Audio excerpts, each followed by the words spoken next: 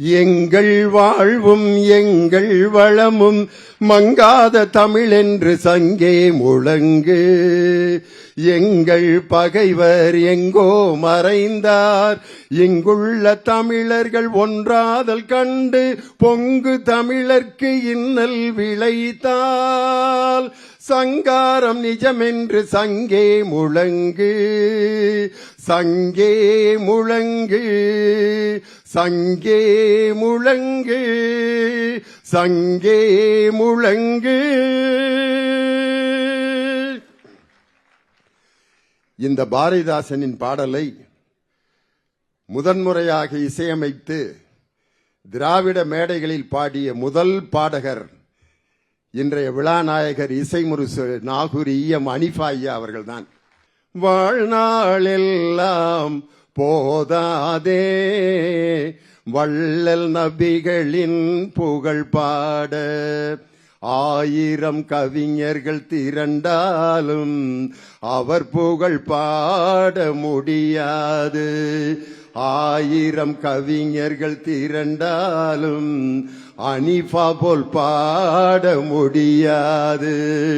வாழ்நாளெல்லாம் போதாதே வள்ளல் நபிகளின் புகழ் பாட. இந்நிகழ்ச்சியில் எனக்கு முன்னால் உரையாற்றி நாகூர் அனிஃபாவினுடைய அந்த நூற்றாண்டு விழாவில் ஒரு மாபெரும் அரசியல் முழக்கத்தை இங்கே வழங்கிய என் இனிய தம்பி, அவர் துபாயில நாகூர் அனிஃபாவோட நூற்றாண்டு விழாவுக்கு என்னை கூப்பிட்டிருந்தார். அங்க அனிஃபா ஐயாவோட பாட்டு ஒன்று பாடினாரு. அதை கூட அவர் சரியா பாடல. ஆனா இங்க நடந்த 2 நிகழ்ச்சிகளில் ஒரு பாடல், இயேசு பெருமானுடைய பாடலை அவ்வளவு அழகாக ஆலூர் ஷானவாஸ் பாடினார்.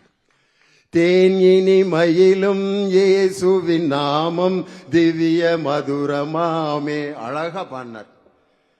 மாண்புமிகு துணை முதல்வர் அவர்கள் நடத்திய அறிவு திருவிழாவில் கற்பனை என்றாலும் கச்சிலை என்றாலும் கந்தனே உனை மறவேன், இந்த 2 பாட்டையும் பாடினது ஆலூர் ஷானவாஸ். 2 மதங்களின் 3 மதங்களின் பாடல்களில் தனது மார்க்கத்தின் பாடலை கூட சரியாக பாடாமல் மற்ற மார்க்கங்களின் பாடல்களை அழகாக பாடிய மத ஒற்றுமையின் அடையாளமாக இருக்கக்கூடிய என் தம்பி ஆலூர் ஷானவாஸ் அவர்களுக்கு என்னுடைய சிறப்பான வாழ்த்துக்கள். செய்திகளை உடனுக்குடனும் துல்லியமாகவும் தெரிந்து கொள்ள சப்ஸ்கிரைப் பண்ணுங்க.